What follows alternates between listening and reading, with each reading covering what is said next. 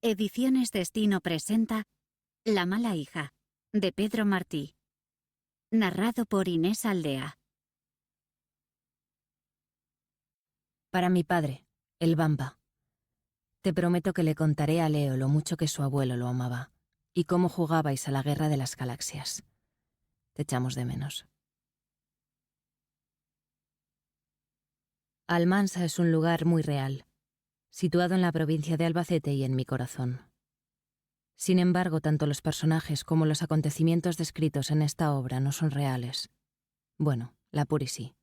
Ella es completamente auténtica. Si no me creéis, podéis pasaros por la barra de su bar. Quién sabe. Quizá os encontréis a una mujer con un mechón blanco y una mancha en la piel, apurando un café mañanero. Ese lugar entre el sueño y la vigilia. Ese lugar donde aún puedes recordar los sueños. Ahí es donde siempre te amaré. Donde te estaré esperando. J. M. Barrie. Aiko, ¿dónde te has metido? Siento lo de la otra noche. No debí hacerlo. Perdóname. Vuelve pronto, por favor. XX Aiko XX. Status offline. Última conexión hace 5 días. El chirrido de la palanca del freno de mano la trajo de vuelta a su angustiosa realidad. Mareada, recostada sobre el asiento trasero, oía pasos afuera. La puerta del maletero, además de hacer temblar todo al cerrarse, terminó de ponerla en alerta. Se habían alejado del camino y no se intuía cerca ninguna luz de carretera. Ni siquiera una mísera farola que le permitiese ver algo al otro lado de aquellas ventanillas tintadas de negro. Incluso la luna la abandonó aquella noche. Estaba maldiciendo su suerte cuando la puerta se abrió de pronto. Saltó sobre el asiento y acurrucó todo su cuerpo contra la ventanilla opuesta sin dejar de patalear, de dar puñetazos al aire y de gritar con la esperanza de que alguien pudiese oírla. «No me lo pongas más difícil». La cogió del brazo y tiró de ella con fuerza hacia afuera. Se resistía como podía, dejando caer su escaso peso contra la arena y las piedras. La arrastró unos metros, pero ante lo dificultoso de la empresa, terminó por cargarla sobre el hombro. El frío era salvaje, y el viento, que no le iba a la zaga, le extendía las lágrimas por su suave piel. Entre ráfaga y ráfaga alcanzaba a oír el lejano sonido del agua chocando contra las rocas. Sin dejarle apenas tiempo para sentir ese miedo tan primario, la dejó caer al suelo para inmediatamente después asirla por el cuello con sus recias manos. Fue entonces cuando se atrevió a mirarla a los ojos al fin. Mientras luchaba por respirar, percibió que la mirada de aquel hombre rebosaba de dolor e impotencia, pero sobre todo de rabia. Quizá no hacia ella, pero sí hacia la concatenación de acontecimientos que habían acabado desembocando en aquel momento. «No lo hagas, por favor». «Esto no tendría que pasar». Con los ojos vidriosos la zarandeaba con violencia mientras cerraba cada vez más sus manos alrededor del fino cuello de la chica. «Esto no tendría que estar pasando». No imaginaba que sería tan difícil. El blanco de sus ojos se tornaba rojo a marchas forzadas, y sus incesantes súplicas eran ya apenas inteligibles. Un gris eléctrico como el de una televisión antigua sin un canal sintonizado comenzó a comerse todo su campo de visión poco a poco, desde las esquinas hacia el centro. El aliento intentaba escapar de su cuerpo antes de tiempo, como si no tuviese agallas para quedarse hasta el final. Ya está. ¿Iba a morir así? Pese a estar adormecida, sintió de pronto una fuerte punzada en la parte de atrás de la cabeza, y después de esa, otra. No sabía con certeza si hubo una tercera o si había sido producto de la conmoción. Las fuertes manos la soltaron con lentitud y la dejaron caer de nuevo perezosamente sobre la fría tierra. Boca abajo, con la arena rozándole los dientes y la lengua, unos últimos espasmos hicieron que todo su cuerpo se estremeciese de forma grotesca un par de veces. El sabor del líquido que recorrió sus dulces e inexpertos labios le recordó al del botecito que le traía su madre a la cama cuando la operaron del apéndice. Su mente trató de huir hacia aquel colchón, de llegar hasta aquellas tardes en las que, convaleciente y con los puntos todavía frescos, se tapaba hasta la barbilla con su mullido nórdico relleno de plumas mientras engullía las películas de Harry Potter una tras otra. Sangre. Por fin lo había recordado. Aquel botecito de hierro líquido que su madre le hacía tomarse cada noche antes de dormir sabía a sangre. Cansada de ver la tele, decidió abandonarse finalmente a los brazos de Morfeo. Era extraño. Por mucho que se cubriese con su cálido edredón, no conseguía sacudirse aquel intenso frío que se abría paso por sus huesos. Primera parte. La princesa perdida. Alma se despertó antes que el sol. Nada nuevo. Incorporada sobre su cama con las piernas flexionadas todavía cubiertas por las sábanas, contemplaba embelesada cómo la lluvia azotaba con violencia la gran ventana de su habitación. El sonido de aquellas gotas kamikazes estallando contra el cristal siempre le había resultado fascinante. Una extraña pulsión la invitó a abandonar definitivamente su cálido colchón. Cruzó de puntillas el parque con la liviandad de un gato y apoyó su hombro desnudo contra el frío ventanal, que consiguió erizarle el vello de la nuca. Fuera de su apartamento los charcos crecían sin control, sin nadie que se atreviese a vigilarlos. Como cada madrugada le parecía igual de improbable que al cabo de tan solo unas horas, la calle del Conde Peñalver, a un pasito de Goya, fuese a perder aquella quietud para someterse al bullicio. Pronto sería de nuevo un hervidero de personas que, con unas prisas a menudo inventadas, se habían dejado en casa el nombre, el rostro y la educación.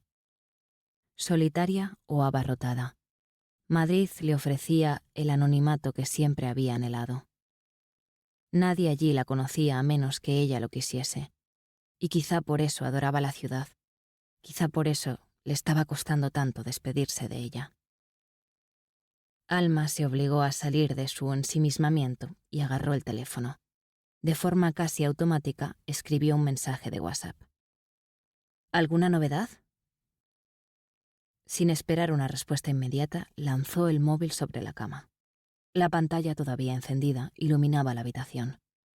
Aún descalza pero ya ataviada con sus vaqueros oscuros y uno de sus habituales jerseys de cuello alto, se asomó a la habitación de Cristina y la zarandeó con suavidad por el hombro.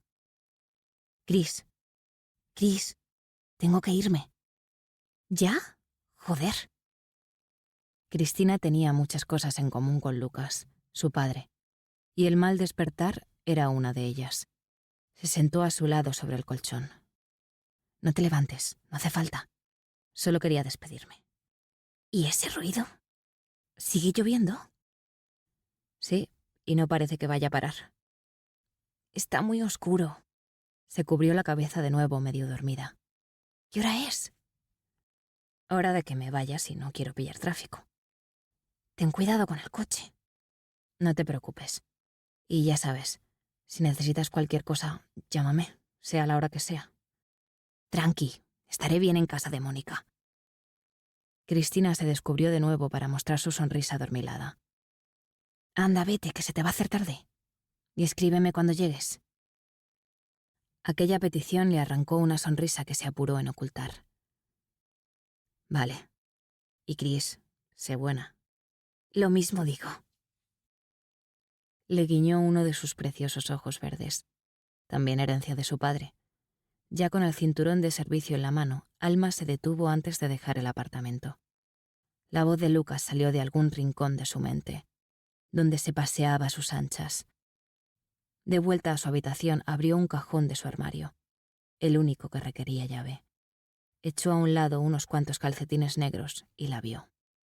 La Baby, como la llamaba Lucas.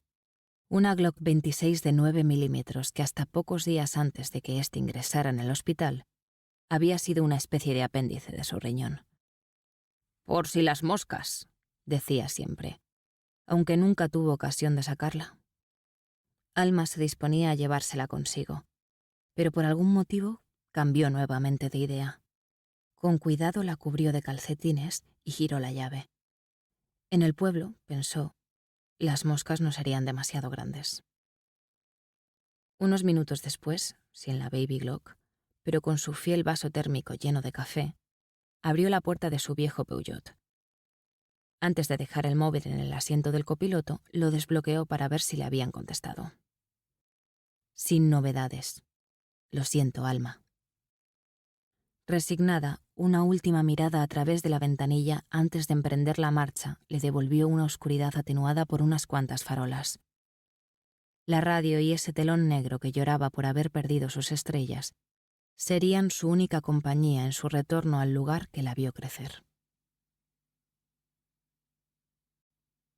1. A Anselmo Garijo, que cumplía 91 el 3 de febrero, le dolía una barbaridad la rodilla. Sobre todo con los cambios de tiempo. «Va a nevar», repetía cada mañana como si fuese un mantra. Resignado, aguardaba a que le llamasen del hospital para que le pusiesen de una maldita vez esa prótesis que llevaba esperando desde septiembre. Lo que tenía claro era que, por un dolorcillo de chichinabo, no iba a dejar de levantarse a las 6 de la mañana para ir a cazar con su nieto Jaime, que defendía la teoría de que por cada conejo que mataban, su abuelo le ganaba una semana a la muerte. En la mayoría de los aspectos, la mañana del 12 de enero fue un calco de la última en que fueron con sus escopetas a pegar tiros. Salieron a la labor antes de que cantase el gallo, cuando el frío no daba tregua y la fina escarcha no discriminaba entre hierbas y malas hierbas. Iban bien abrigados, porque el ritmo al que avanzaban por el campo debido a los achaques del viejo cazador no favorecía que entrasen en calor. La expedición la lideraba la Letty, un setter inglés color chestnut Belton, que en cristiano significaba blanco con manchas canela. Por el modo en que bamboleaba feliz sus bonitas faldas con un ritmo casi hipnótico, era evidente que la gélida brisa no le hacía mella. Llevaban ya colgadas un par de liebres de sendos cinturones de caza cuando, sin previo aviso, la Letty se adelantó inexplicablemente, alejándose del pinar. Anselmo llevaba cazando más años de los que la mayoría de los hombres vivían, y jamás había visto a una de sus perras desmarcarse de ese modo. Hizo sonar el silbato y el animal se detuvo ipso facto, pero no dejó de gemir y de mover el rabo con nerviosismo ante la extrañada mirada del abuelo y su nieto. Jaime le convenció para que la dejase seguir el rastro que había encontrado, y fue él mismo quien la siguió entre los pinos, esquivando rocas y arbustos por doquier mientras los cadáveres de los conejos bailaban colgados de su cinto. Finalmente la perra se detuvo cerca del camino a lisquear algo. A lo lejos, Jaime atisbó un bulto blanco recortado sobre la tierra. «Aparta, Letty, aparta, bonita». La acarició. «Buena chica». Recogió una zapatilla blanca de la marca Converse sucia, a la que le faltaba la cordonera y que tenía la lengüeta doblada y sacada hacia adelante. «¿Qué es eso, nene?» Visiblemente inquieto, Jaime descubrió unas cuantas manchas circulares cerca de la puntera. Se asemejaban a pequeñas gotas secas, de un tono granate oscuro, casi negro, un color que conocía bien, que había tenido que desprender en multitud de ocasiones de su ropa de caza. Cuando comprendió que aquello era sangre, su gesto se desencajó. Su Letty, sin embargo, lo miraba extrañada, con esa carita de pura inocencia que solo tienen los perros, ajena a la magnitud de la tormenta que se dirigía hacia Almansa. 2. Con poco más de un cuarto de siglo, Diego se envalentonó, cogió el petate y se montó en un tren tras otro para huir de allí. Resultaba irónico que uno de esos trenes repletos de sueños lo devolviese a la casilla de salida casi 20 años después. La cruda realidad era que su nombre no había firmado ningún artículo merecedor de más atención de la que dispensa un distraído café mañanero. Y eso que antes incluso de que comenzase a salirle bello por todas partes ya fantaseaba con ganar el Pulitzer con alguna historia sobre la corrupción política, sobre esos curas que abusan de sus monaguillos, o por qué no, con escribir una gran novela. Llegaba tarde, como casi siempre, y había comenzado a admitir que su sueño de juventud pertenecía cada vez más al terreno de la ficción. «Lo siento, Diego, al final no podremos renovarte. Son órdenes de arriba. Buena suerte». «Ya, Mark, pues yo me cago en tu puta madre, Mark. Desde arriba también, para que sienta la mierda caer sobre ella, Mark. A ver si te sale un tumor en el colon del tamaño de tu cabeza, Mark. Maldito imbécil de los cojones.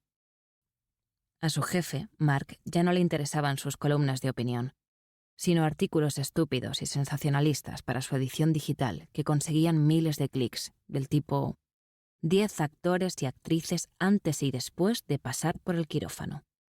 Ya no importaba la raza del periodista, sino sus seguidores en Instagram y los malditos likes.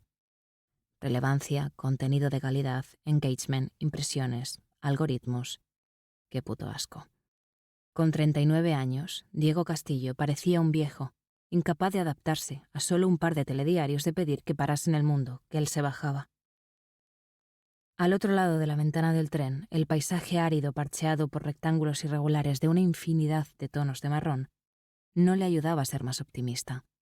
Le hacía saberse ya lejos de Barcelona, lejos de Julia, lejos de su enésimo fracaso. Despegó su sudoroso moflete del cristal para descubrir que frente a él se había sentado una chica. ¿Cuánto tiempo llevaba ahí? Por suerte todavía no existía una tecnología que permitiese a los demás escuchar sus deprimentes pensamientos. Con un rápido vistazo, Diego se percató de que la joven, que contaría poco más de 15 primaveras, esbozaba un dibujo a lápiz. Entendía de arte lo mismo que del SEO, pero tampoco le hizo falta para darse cuenta de que aquel era un trabajo espectacular. «Tienes buena mano». «Gracias». La chica ni siquiera despejó su compacto flequillo negro para mirarle los ojos. «Es manca, ¿verdad?» La una asintió y el otro insistió. «¿Quién es?» «Yo me quedé en Goku, y ya era difícil de seguir tanto cambio de peinado». «No le conoces, es un personaje inventado por mí». «Ya veo. ¿Y tiene nombre?»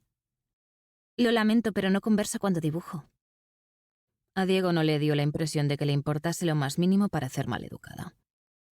«No pretendía molestarte». Por fin conectó con él su apática mirada color miel, protegida por unos finos y grandes cristales redondos. «No se preocupe, todavía no le había advertido». «No me trates de usted, anda, que me hace sentir viejo». La adolescente asintió de nuevo sin soltar el lápiz.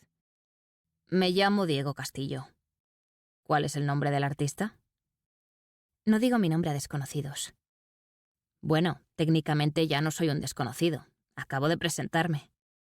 «Podrías haberme dado un nombre falso». «Supongo que tienes razón, sí». A punto de darse por vencido, se le encendió la bombilla. Alcanzó su mochila, que ocupaba el asiento de su derecha, y tras apartar un maltratado ejemplar de París era una fiesta, sacó de ella una carpeta que contenía recortes de periódicos de tiempos mejores, de cuando Mark todavía le pagaba 4 duros por redactar aquellas columnas que no importaban a nadie. «Ya lo tengo. ¿Ves?» Le mostró uno de los recortes. Sobre el titular, «Ciudadanos, alternativa real», salía su foto, justo encima de su nombre. Las cejas de la joven se arquearon muy levemente. No parecía impresionada en absoluto.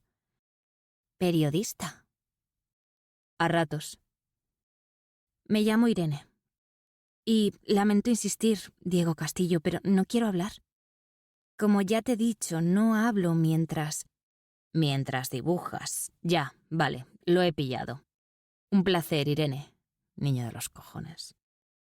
Diego se recostó sobre su asiento y dejó que la interminable y repetitiva cuadrícula marrón y grisácea de los campos de la Mancha terminase de entornar sus párpados. El chirrido metálico de los frenos del tren lo trajo de vuelta. Recogió la baba con el puño de su jersey y se preguntó si habría roncado. Al otro lado del cristal se alzaba como buenamente podía la vieja estación de trenes de Almansa. Un edificio pequeño con un apéndice en forma de tugurio, en el que los señores mayores del barrio de San Roque se reunían después de la siesta para echar un dominó y unos carajillos bien quemados. Con un vistazo se dio cuenta de que la impertinente dibujante ya no ocupaba su asiento.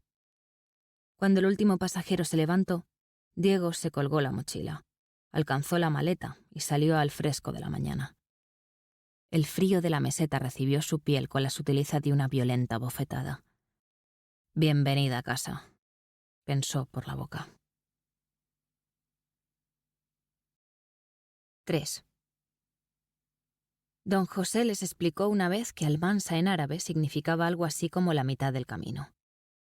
Eso se debe a que está situada en un enclave estratégico, en el límite de la provincia de Albacete, lindando tanto con la Comunidad Valenciana como con la región de Murcia. Pequeña en extensión, se recorre de punta a punta en 10 minutos en coche. 13 un sábado por la tarde, cuando la calle Corredera, la arteria principal, la que acumula casi todos los bares del pueblo, está de bote en bote. Sus aceras y calzadas forman un ramal de venas y capilares que nacen en su auténtico corazón. Un enorme castillo medieval de origen almohade que con sus más de 70 metros de alto se erige sobre todos y cada uno de los lugareños, vigilándolos, inmune al veneno del paso del tiempo. Según los ojos de quien la mire, Almansa es un pueblo grande o una ciudad pequeña. Para Alma siempre fue lo primero. Asimismo, diferenciaba entre 3 tipos básicos de almanseños. Por un lado, los que estaban orgullosos de serlo y llenaban el estadio del equipo de fútbol, sin importar la división en la que militase. Acompañaban a la Virgen de Belén en cada romería. Y si cogían la autovía, lo hacían muy de uvas a peras para ir a la playa o al McDonald's de Petrer. Era como si a cada hora que pasasen fuera del pueblo, la piel les picase más y más. La contraparte la ponían los que, como la propia Alma, sentían que aquello se les quedaba pequeño. Urbanitas nacidos en el lugar equivocado, incapaces de saborear las mieles de la cotidiana tranquilidad. Almansa había amamantado una buena ristra de hijos como ella, ingratos en mayor o menor medida, que visitaban el pueblo, como quien va a ver a sus abuelos, sonriendo, aunque con prisas. Gente que disfrutaba de las fiestas de mayo, del exquisito gazpacho manchego, no sin subir una foto del plato a Instagram, pero que al cabo de un par de semanas comenzaban a notar una falta de oxígeno y a añorar sus pequeños cuchitriles a precio de oro en Madrid o Barcelona. Por último estaban los que habían nacido allí. Habían crecido allí y no se planteaban vivir en otro lugar que no fuese allí. Total, ¿para qué? Tenían todo lo que necesitaban al alcance de la mano. El mercado cada jueves, setas y caracoles en el monte cuando llovía, pan recién hecho, y un zapatero que les arreglase sus zapatos. A Alma dicho conformismo le provocaba cierto rechazo, aderezado con unas inconfesables gotas de envidia. Sin embargo, no solo había lugareños. La ciudad cada vez tenía más visitantes, y esto se debía principalmente a 2 motivos, que coincidían con las 2 grandes industrias que habían supuesto el motor de su economía desde hacía ya un par de siglos. La primera, el buen vino. Cuando surgían los orígenes de Alma en una conversación, a menudo alguien alababa algún tinto de la zona que ella fingía conocer, para ocultar un desarraigo que la avergonzaba. Lo cierto es que no entendía de vino. Joder, ni siquiera le gustaba. La segunda gran industria que colocaba a Almansa en el mapa era el calzado, cuya historia formaba parte indisoluble de la del propio pueblo. Algunas de las empresas más poderosas del sector se habían forjado allí, aunque pocas sobrevivieron a la feroz competencia china surgida a finales de los 90. Pero lo que más recordaba a Alma de su pueblo no eran los viñedos ni los zapatos, sino el intenso frío que siempre traía el invierno, a menudo acompañado de nieves. Almansa se elevaba a unos 700 metros por encima del nivel del mar, y eso, sumado a que no hay ni una montaña alrededor que la defienda de las corrientes del helado viento del interior, obliga a que en invierno tengas que ir envuelto en lana y plumas de oca de los pies a la cabeza. No echaba de menos demasiadas cosas de su localidad natal, pero había un lugar que siempre conseguía arrancarle una nostálgica y sincera sonrisa. Por eso, en cuanto se bajó del coche, lo primero que hizo fue dirigirse al Café Bar Puri. Cala Puri para los lugareños. Probablemente el local más pequeño de la arteria principal del pueblo, pero sin duda el más acogedor. Nada más cruzar la puerta, el delicioso olor de las cortezas que la dueña preparaba la devolvió a esos días en que, con 7 u 8 añitos, dejaba la mochila sentada a su vera y aprovechaba para terminar los deberes después del colegio, mientras esperaba que su madre cerrase la mercería y la recogiese. Alma había tenido la suerte de disfrutar de la calidez de una mujer incansable, trabajadora como pocas, y a la que todo lo que le faltaba de altura le sobraba de corazón. La Puri limpiaba la cafetera con un paño, como si el tiempo no se hubiese tomado ni un solo café en su barra. Levantaba lo mismo del suelo, pero se había cortado el pelo y se lo había tintado de un caoba intenso, solo apto para gente de personalidad arrolladora.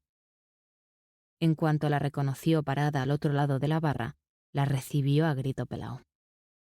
¡Almita! ¡Almita mía! La camarera recorrió el minúsculo local a toda prisa para fundirse con ella en un sentido abrazo. Alma, que no era muy amiga del contacto físico, bajó sus defensas por una vez y se dejó embriagar por la emotividad del momento. ¡Coño, llevaba un montonazo de tiempo sin verte! Tomó distancia y la agarró de los mofletes con dulzura. ¡Mírate, estás preciosa, cabrona! Tú sí que estás guapa. Has hecho un pacto con el diablo. Un hombre de mediana edad situado en la barra, apurándose un cortado, la secundó. Eso le digo yo, que es como el buen vino, pero que no me la llevo al huerto. Pascualico, pórtate bien, que se lo voy a decir a la Pepi y te va a mandar a dormir al sofá. No caerá esa breva. No veas cómo ronca la jodía. Sin soltarle la mano, Puri la invitó a sentarse. Seguramente fue por casualidad, pero lo hizo en la misma silla en la que solía hacerlo cuando era una mocosa. ¿Sabe tu madre que has llegado? No, todavía no. Estaba a punto de llamar al timbre, pero me he dicho, necesito un solo. Si es que eres más maja que las pesetas. ¡Fran, Cari! Gritó de pronto mirando a la cocina. ¡Ponme un solo! Ya va, respondió una voz igual de joven que de cansina. Dime, Susurró cogiéndole las manos sobre la mesa. Has venido por lo de la nena desaparecida, ¿verdad? El suspiro de Alma fue respuesta suficiente. No se te escapa una. Ya sabes que soy un poco bruja. Cuando previó que se avecinaban curvas, Alma cerró la puerta del despacho del coronel Ángel Velasco, no solo su superior, sino también uno de sus mejores amigos, y no es que le sobrasen precisamente. Creía que querías volver al trabajo. Sí, pero no quiero ir para allá. Podrías pedírselo a cualquier otro. El coronel permanecía al otro lado de su escritorio, pero sus posturas estaban tan alejadas que a Alma le parecía que los separaban kilómetros. Ya sé que no te apetece una mierda, pero conoces el terreno mejor que nadie. Llevo años sin poner un pie allí, lo cual ya es más que no haberlo hecho jamás. Mira, Alma, voy a ser sincero contigo. Aunque no fuese tu pueblo natal, te asignaría a ti el caso. Joder, dejó resbalar la mano por la cara. ¿Y por qué? No me obligues a decirlo. Sonrieron ambos, pero duró poco. Vamos, Ángel. ¿No conoces a Paula?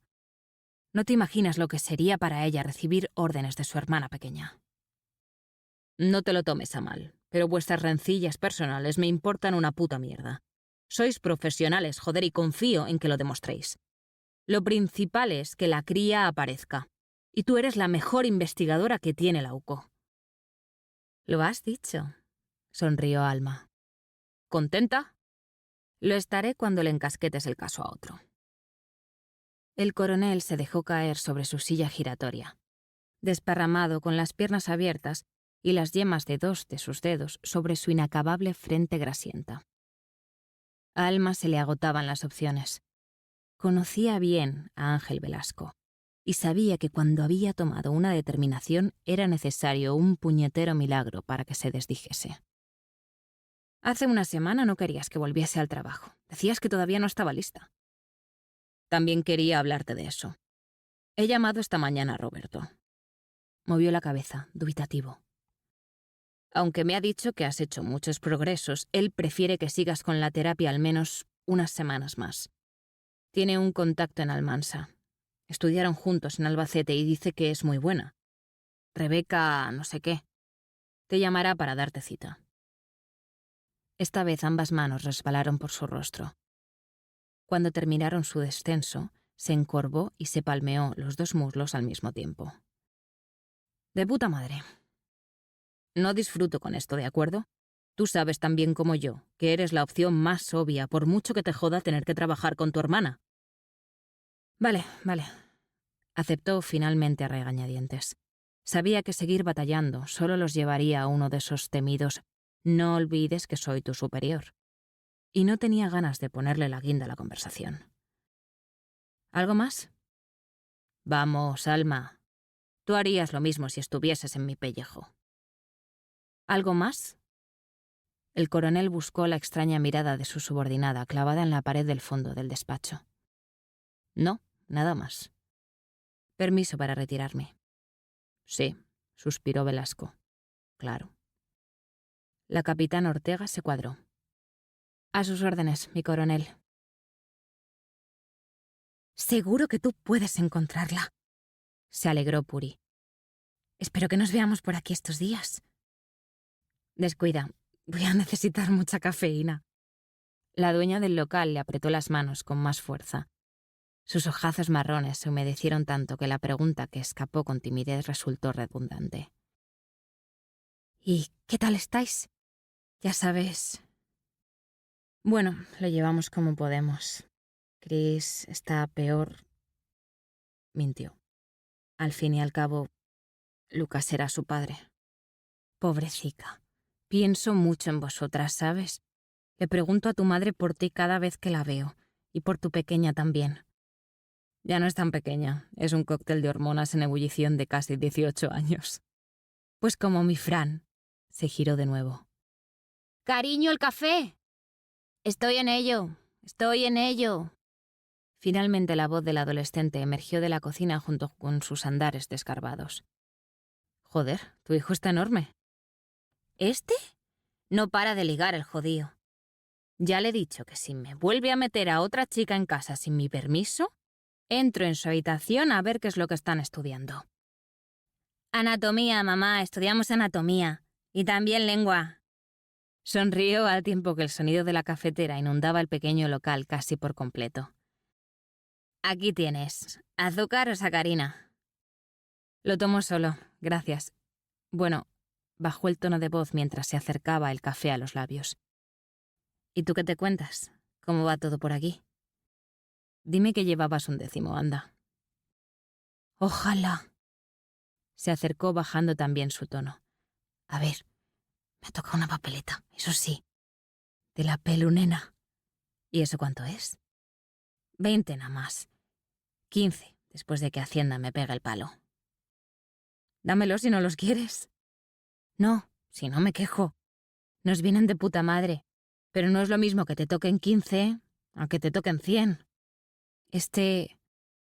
Bajó todavía más su tono de voz e inclinó la cabeza hacia su fiel parroquiano Pascual. Llevaba un 10, que lo sé yo, que me lo ha contado su primo. Pero ahí lo tienes, tomándose la cerveza más callado que una putica. Ni siquiera compró unos putos percebes para su familia estas navidades. Tío agarrao. Supongo que no quiere que todo el mundo sepa que de pronto tiene 100.000 en la cuenta.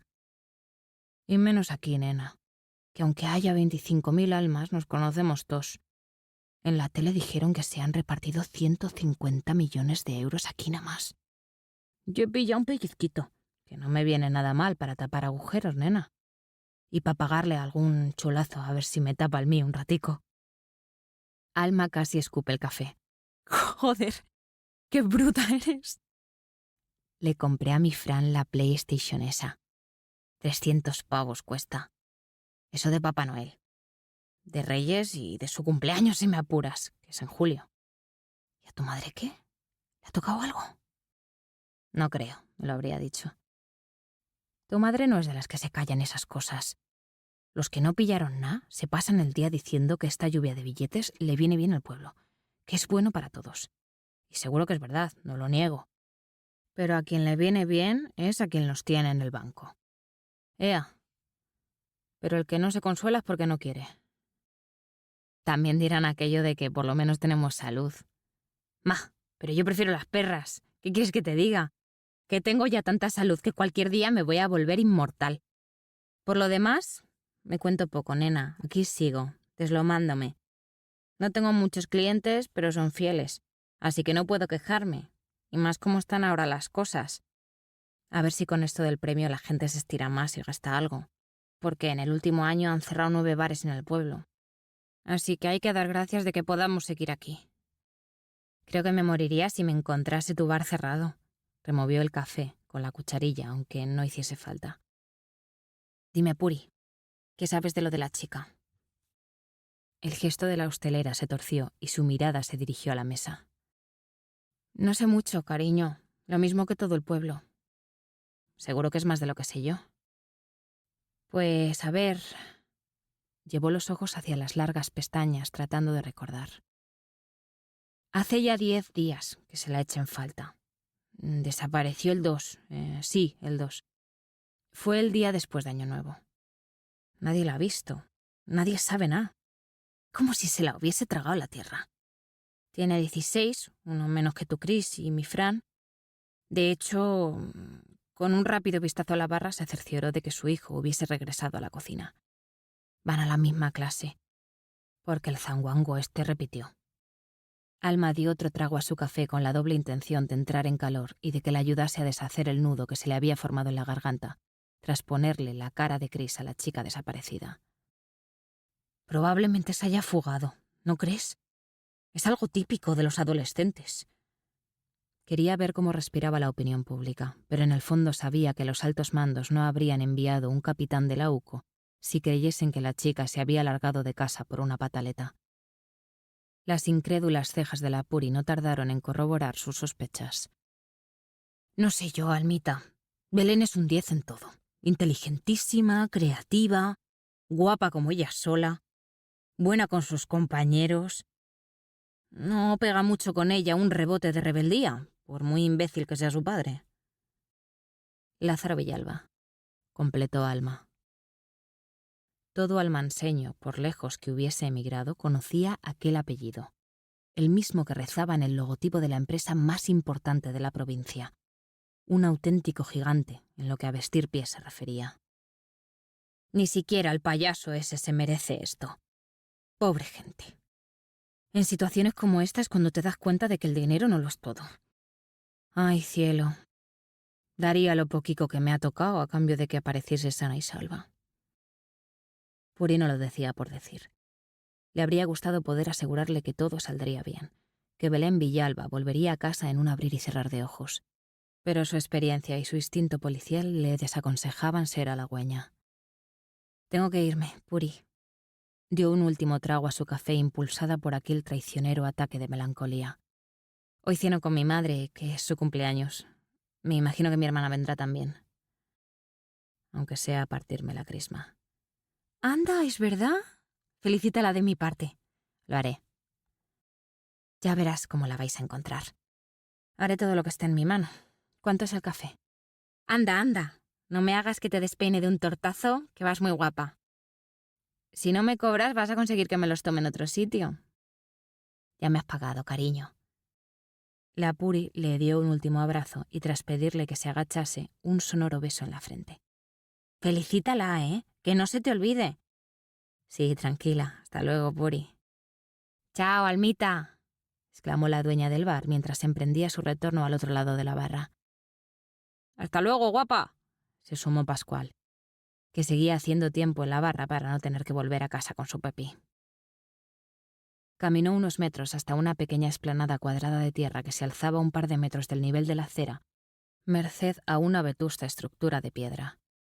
La plaza recibía el nombre de Alfonso X, pero para los almanseños aquella era la plaza de la Fuente del León, porque custodiada por 4 grandes árboles, había una fuente circular presidida por la escultura de un majestuoso león, también de piedra, de cuya boca emanaba un fino chorro de agua que producía un sonido relajante que Alma era capaz de escuchar desde su antigua habitación, a 7 pisos de altura. Como cada vez que regresaba, echó un vistazo al asfalto de una pequeña calle en cuesta que rodeaba la plaza, como si pese a todos los años que habían pasado fuese a encontrar todavía la mancha de sangre que tanto le costó eliminar al servicio de limpieza del ayuntamiento.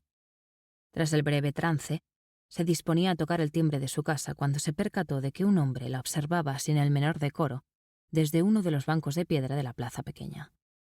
El gesto serio, gobernado por una mirada que más que experta era, por desgracia, resabiada, y un aspecto desaliñado, con una barba cenicienta que amarilleaba por la zona del bigote y debajo de los labios. Era difícil precisar su edad, pero dada su tez morena y arrugada, Alma estimaba que debía de andar entre unos mal llevados 60 y los 70 y pocos. Tuvo la sensación de que le sonaba de algo su rostro, pero no consiguió ubicarlo.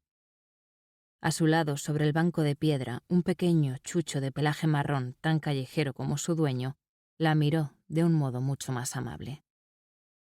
«Mamá, soy yo».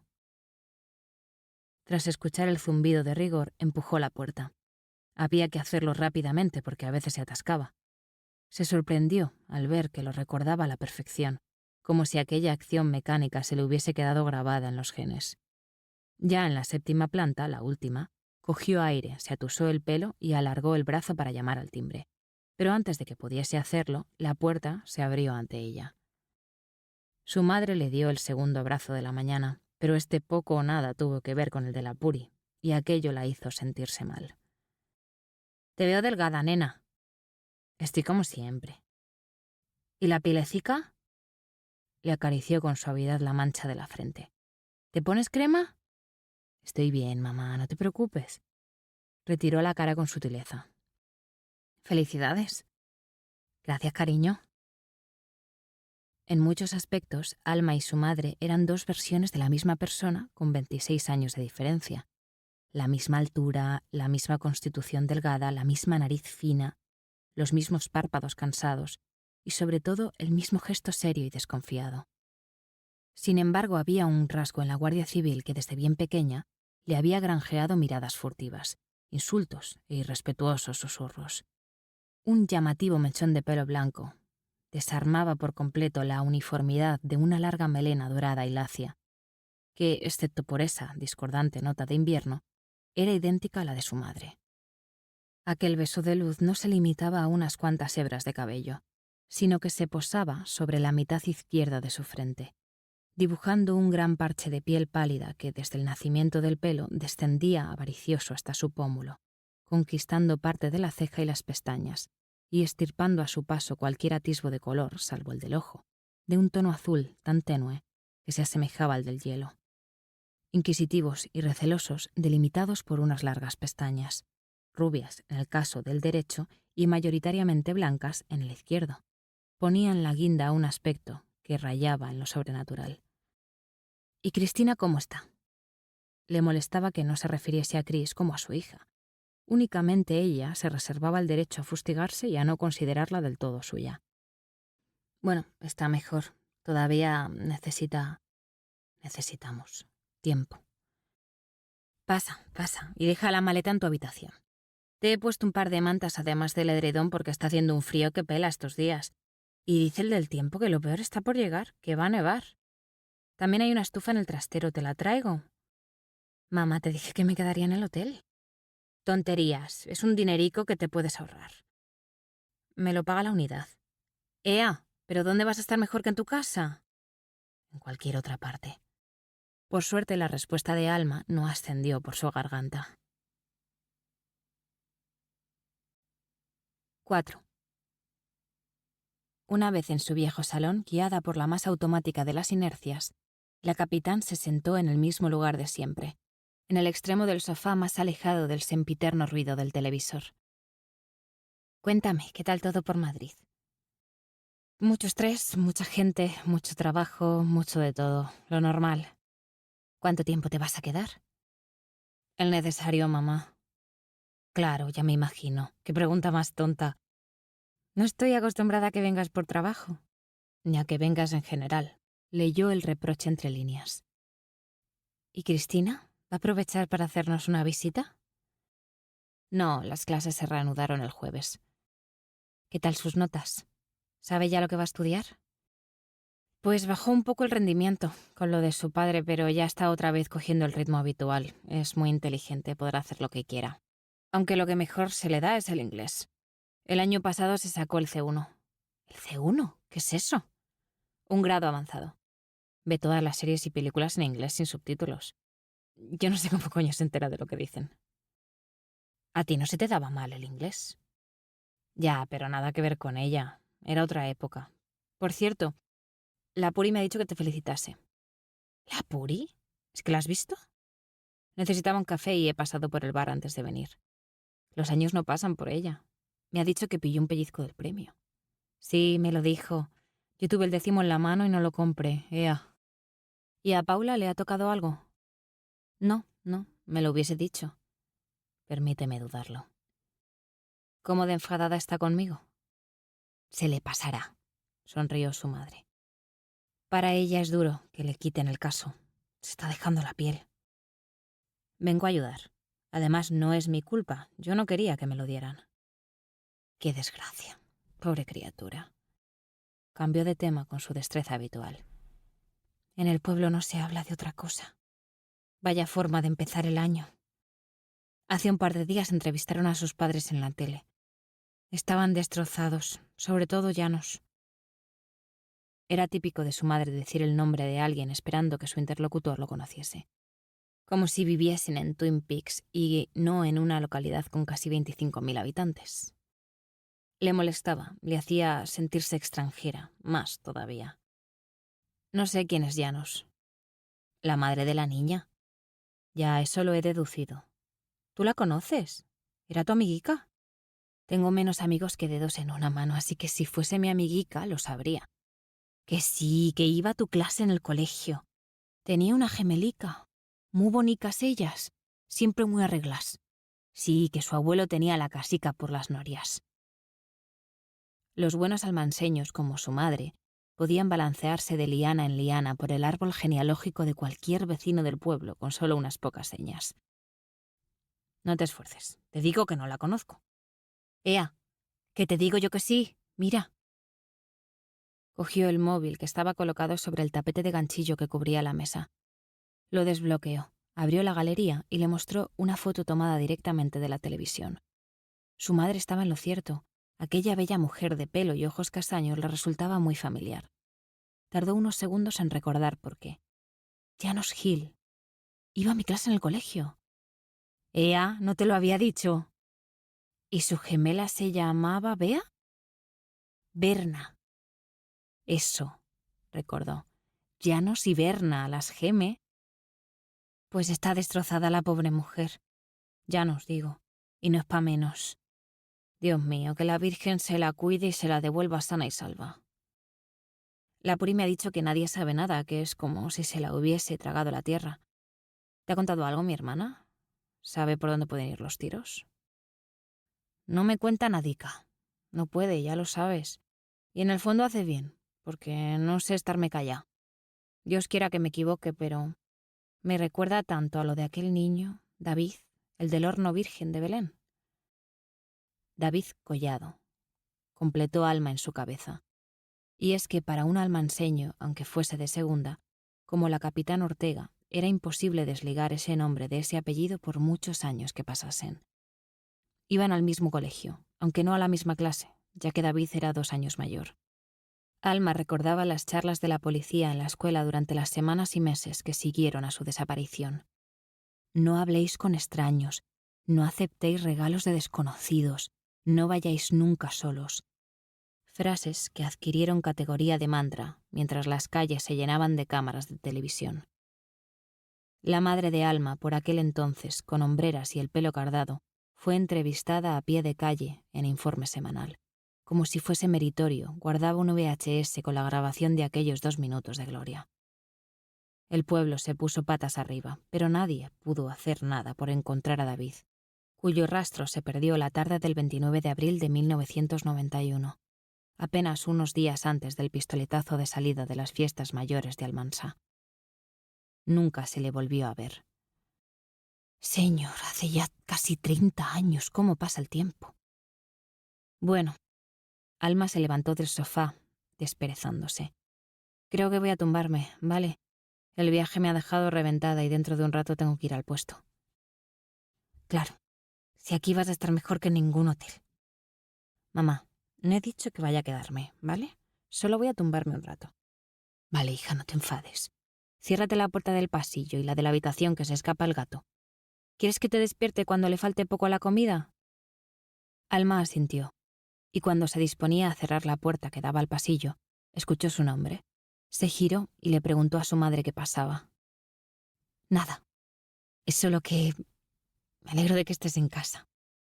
Una sonrisa sincera se saltó todo el complejo entramado defensivo de la capitán Ortega. Yo también, mamá. A pocos metros de allí, alguien más emulaba aquel conocido anuncio de turrón. Por un instante se olvidó de Barcelona, de Julia, del apartamento que compraron con tanta ilusión y que terminaron mal vendiendo, de Vincent y Mia, los gatos que acogieron con tanta ilusión y que después habían tenido que dar en adopción, del periódico, del gilipollas de Mark y de cualquier otra forma que hubiese adoptado su fracaso en los últimos meses. Unos vetustos salvamanteles blancos de trapillo hechos a mano descansaban sobre sillones, mesillas cómodas y sobre el propio paso del tiempo. El reloj de cuco, las mismas figuras de porcelana en la misma disposición sobre las mismas baldas. Y en el centro del pequeño salón, la estufa metálica de butano que seguía arrastrándose sobre sus aquejadas y chirriantes ruedas. De pronto reparó en algo. Tanto se fijaba en lo antiguo que no se había percatado de que faltaba precisamente lo único moderno. ¿Y la tele?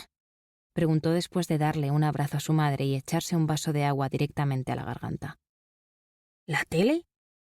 Su madre se giró hacia el hueco enorme en el recio mueble que presidía el habitáculo. La hemos llevado a reparar. Joder, ¿qué le ha ocurrido? Si os la regalé el año pasado. No te preocupes, dentro de unos días estará arreglada. Tiene 2 años de garantía. ¿No habéis llamado a la tienda? Su madre comenzó a frotarse las manos pobladas de arrugas. Lo hacía cuando estaba avergonzada, otra de las cosas que el tiempo no había alterado. Perdimos el ticket. ¿Cómo que lo has perdido? Pero si nunca pierdes nada. ¿Es que os ha tocado el premio y me lo estáis ocultando para no invitarme a cenar en el Pincelín? Su madre rió. Eso también era algo que solía hacer a menudo. Su hijo lo había echado mucho en falta. No nos ha tocado nadica. Tu padre tuvo el décimo en la mano y no lo compró. Hijo. Cosas que pasan, supongo. Seguro que a muchísima gente le ha pasado lo mismo. ¿Quién iba a imaginar que caería aquí el segundo premio? Qué bien os habría venido. Os habríais podido ir a vivir al campo, como siempre habéis querido. Sin duda alguna, sus padres se hubiesen merecido una alegría así. Cuando don Norberto le decía que debía ser más trabajador, no necesitaba imaginarse ejemplos demasiado abstractos. En casa, al otro lado de la fina pared de su habitación, su madre cosía pares y pares de zapatos desde antes de que su primogénito tuviese uso de memoria. Trabajaba de día, de noche, incluso mientras veía la telenovela de la ciega aquella. Cuantos más pares, más pesetas, así de sencillo y de complicado al mismo tiempo. Aquella maldita máquina de coser la tenía presa. De pequeño, Diego pensaba que su madre estaba tan subyugada a aquel artilugio que a menudo lo oía hasta cuando estaba apagado, incluso en sueños, como si su traqueteo hubiese anidado en su subconsciente para siempre. Tenemos salud, hijo. Sí, tanta que no me importaría vender un poquito. ¿Y el Papa? ¿Y Simón no están? Tu hermano estará al llegar del trabajo, y tu padre está en la carnicería todavía. No le digas que te lo he dicho, pero lleva varios días guardándote unas chuleticas de cordero. Siento no poder celebrar tu vuelta en el Pincelín. Mamá, las chuletas del Papa se mean en las estrellas Michelin. La abrazó y le dio un beso en la frente. ¿Y qué tal con mi hermano? ¿Tenemos la fiesta en paz? Sí. Lleva ya 1 año trabajando en una fábrica de muebles tapizando. Está mucho más tranquilo. ¿Y no piensa en alquilarse algo? Aquí tiene un techo y comida caliente y sabes que a mí me gusta que esté en casa. En realidad me gustaría que estuvierais los dos, para siempre. Bueno, con Simón a lo mejor tienes suerte. No seas malo. Diego alcanzó una barra de pan que descansaba dentro de una panera de tela. Arrancó la punta y se la llevó a la boca, caliente y crujiente. No habrá vuelto a levantaros la mano, ¿no? No. Eso ya se acabó, te lo juro. Eso espero. No quiero tener que emanciparlo de un guantazo. No digas eso, hijo. No es un mal crío. Era la droga esa que le ponía la cabeza loca. Él en el fondo es bueno. Tú lo sabes, cariño. Diego tragó y sintió cómo la bola de miga caliente recorría su garganta. Oye, ¿está mi vieja Game Boy por ahí? La maquinita. Creo que la vi en el primer cajón de tu escritorio. Pero enciéndete la luz. Sonrió su madre. Ese chisme ya te costó que te pusiesen gafas. Sería una pena que te empeorase la vista ahora que te has operado. A Diego Castillo le hubiese gustado encontrar aquel ladrillo a pilas con pantalla verde monocroma que había sido una parte esencial de su niñez en algún cajón, o cogiendo polvo entre los lomos de las docenas de libros que se agolpaban desordenados en su vieja estantería. Pero no lo consiguió, y no fue porque no lo intentase, porque se había esforzado más que en buscar fuentes para alguno de sus artículos. La maquinita, como su madre la llamaba, no estaba allí.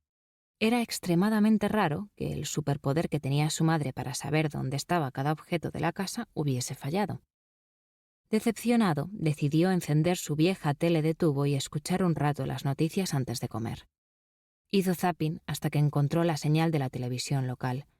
Siempre que volvía a casa, una mezcla de malicia y curiosidad le llevaba a pasarse las horas muertas, viéndola con una sonrisita socarrona bajo la nariz. Noticiarios y entrevistas a pie de calle se mezclaban con reportajes sobre las gachamigas que hacían en las asociaciones vecinales, programas de gimnasia en el centro de mayores o las retransmisiones de las misas, conformando una programación que parecía un homenaje a lo castizo. Pero aquella vez el gesto serio del reportero, un chico joven con la raya al lado y unas gafas de pasta, le borró la sonrisita de inmediato. Se incorporó sobre su cama y subió el volumen del TDT, mientras leía el rótulo que se desplazaba en el plano por debajo del afligido reportero. Belén Villalba, repitió para sus adentros, al tiempo que alcanzaba el móvil. Cógelo, me cago en la puta. Descolgó al sexto tono. Mark, joder, escúchame un momento. Tengo algo que puede ser muy gordo. 5. Alma permanecía tumbada sobre su viejo y embarazoso edredón de gatitos con la vista puesta en el gotelé de las paredes. Como no era capaz de dormirse, agarró el móvil. Todavía no había avisado a Chris de su llegada. Estaba en línea, para variar. Ya estoy aquí. Perdona que no te avisase antes. ¿Qué tal todo por allí? Se hace raro estar en mi habitación. No la recordaba tan pequeña. Ahora te paso foto de mi edredón. ¿Has discutido ya con tu madre o con tu sister? No. ¿Orgullosa? Estás madurando. V. Oye, no me jodas. Para. Odio que hagas eso. I-E. Para o te quedas sin bizums. No serías capaz. Carita con gafas de sol. Oye, te dejo. Tengo que irme. Me llama Moni. Vale. Estudia mucho.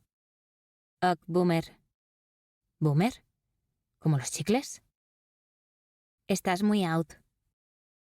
Espero que tengas ahorros. Me voy.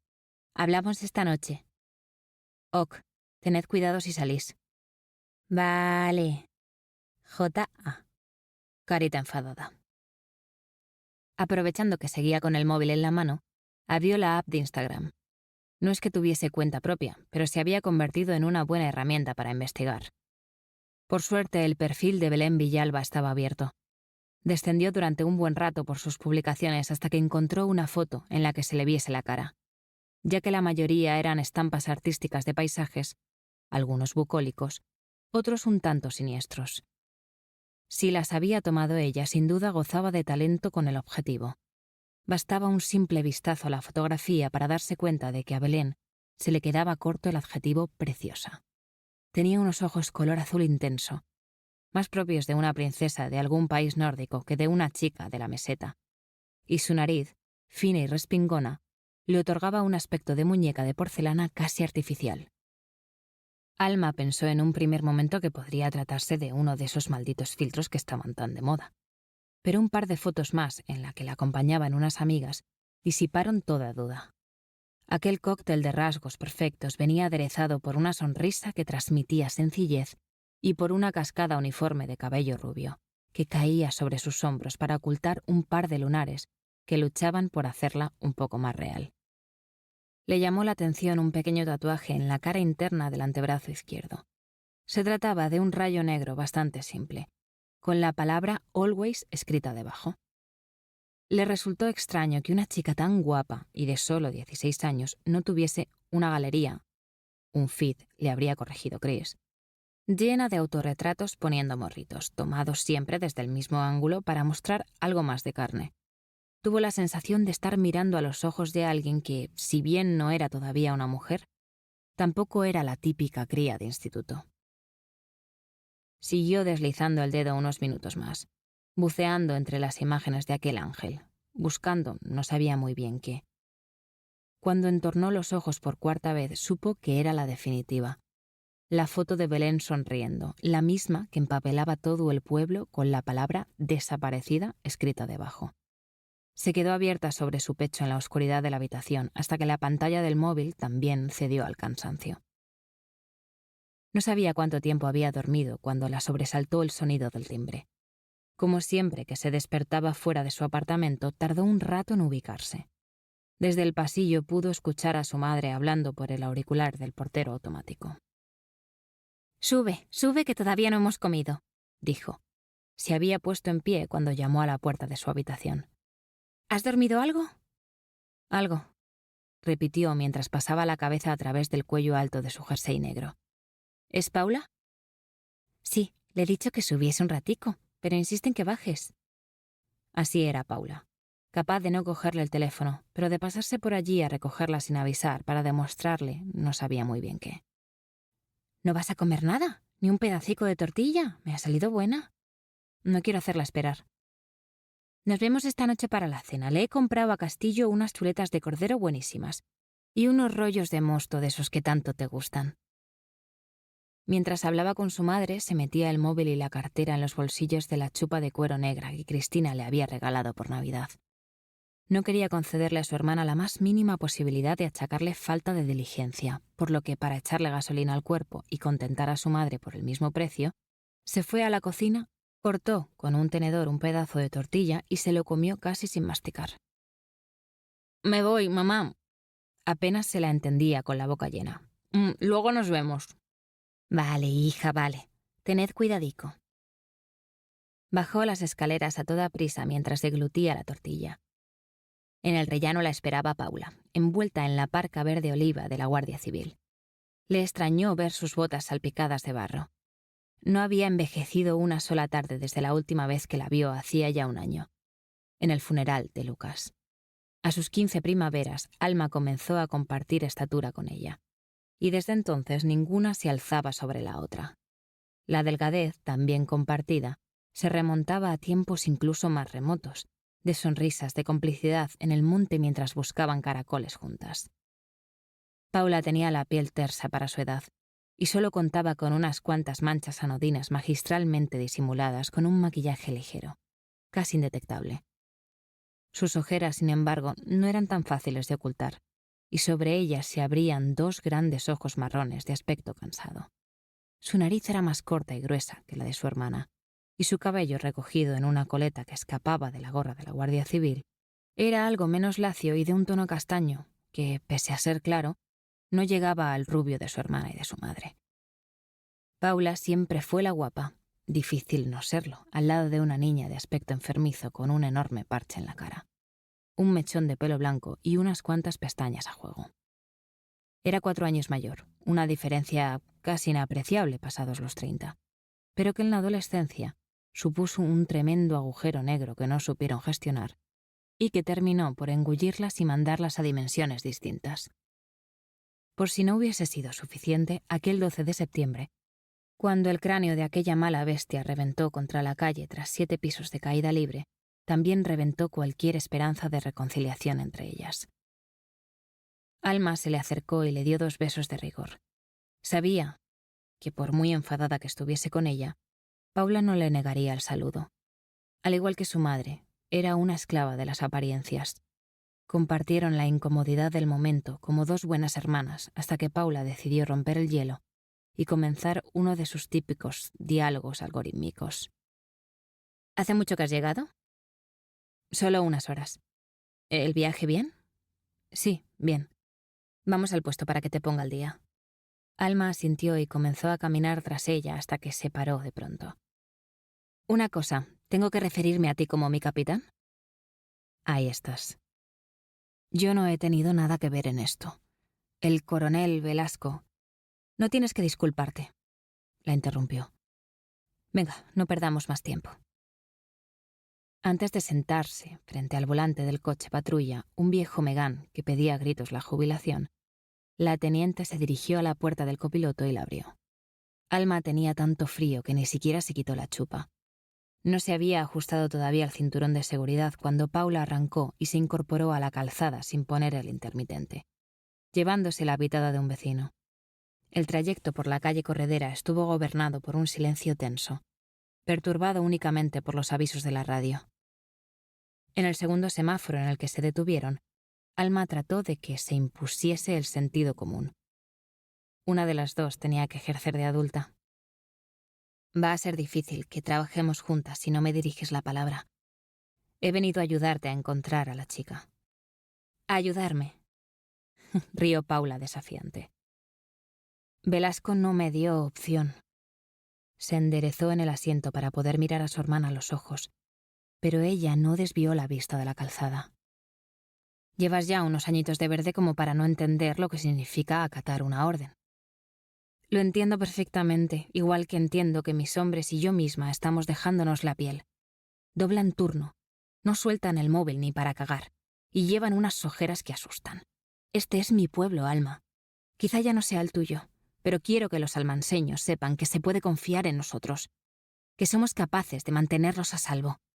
La UCO no pinta nada aquí. Esa es tu opinión. Es un hecho. Sé cómo va esto, Alma. Se dignó por fin a mirarla a los ojos, casi transparentes por la intensa luz que bañaba sus iris. ¿Os pensáis que aquí nos dedicamos a hacer controles de tráfico y ayudar a las ancianitas a cruzar la calle? Bueno, es evidente que no estáis acostumbrados a este tipo de problemas.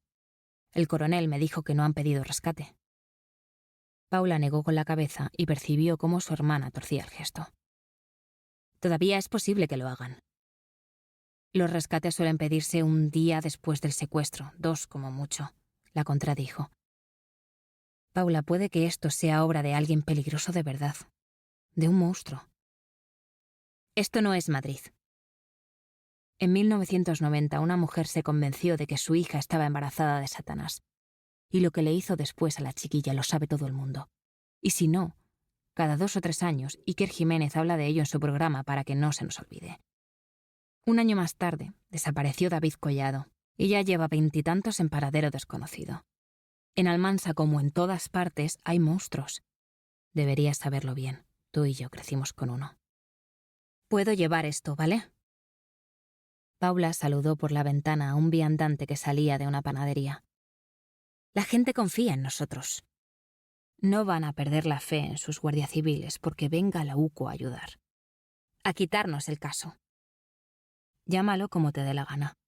Las dos queremos lo mismo, y tu estúpido orgullo no va a ayudar a encontrar a la chica. Escucha una cosa, nena. A mí no me des lecciones, ¿de acuerdo? ¡Cuidado! Paula frenó a tiempo.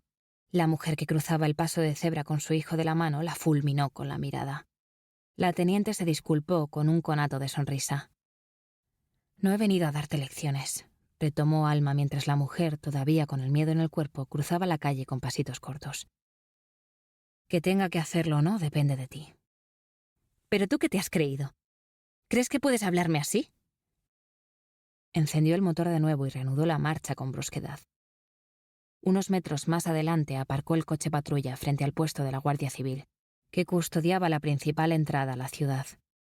Antes de que pudiese apearse del vehículo, Alma detuvo a la teniente agarrándola por el brazo. Por un instante, Paula no reconoció a su débil y tímida hermana pequeña en aquella mujer. ¿Tanto había cambiado durante estos años? ¿Dónde había visto antes ese arrojo, esa determinación? En realidad lo recordaba bien, aunque hiciese lo posible por olvidarlo. Paula, ¿todo esto es por la UCO o por mí? ¿Por ti? Se zafó del agarre de su hermana. ¿Quién coño te crees que eres? Salió del coche y dio un portazo. Alma cerró la puerta un segundo más tarde, cuando la teniente ya enfilaba el camino a la entrada del puesto. La respuesta es sí, dijo en voz alta para detener su avance y obligarla a girarse hacia ella. ¿Qué? A la pregunta de antes. ¿Qué pregunta? La capitán Ortega subió lentamente un par de peldaños para ponerse a la altura de su hermana, a un palmo de su rostro, a la distancia exacta para atravesarla con su mirada extraterrestre. Que sí, que tienes que referirte a mí como mi capitán. 6.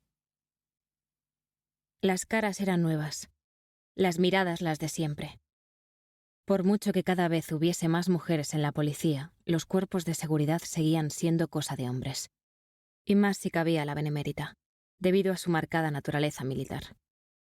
Por eso que una mujer tan exótica como Alma, con casi media cara blanca como la tiza, su mechón a juego, aquel rostro desconocido y esas pestañas que desafiaban toda lógica, cruzase el pasillo del puesto de la Guardia Civil de Almansa, hizo que los cuellos de guardias y cabos rotasen a su paso. Sin embargo, cuando tras ella asomó la teniente Villaescusa, todo el mundo continuó con sus quehaceres, como si hubiese entrado la profe en clase. Buenos días. Os presento a la capitán Alma Villaescusa, de la Unidad Central Operativa. Como os comenté, viene a ayudarnos con el caso de la desaparición de Belén Villalba. Supuso que si por una vez su hermana había querido obviar que se había cambiado de apellido, era con una doble intención. La de evitar especulaciones entre sus hombres y la de molestarla. No iba a picar el anzuelo.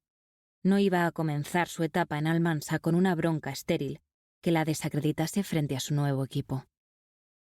Buenos días. Es un placer poder trabajar con vosotros. Alma recorrió de un barrido los escépticos ojos de aquellos 19 hombres y una mujer. No espero de vosotros menos de lo que me consta que ofrecéis día tras día.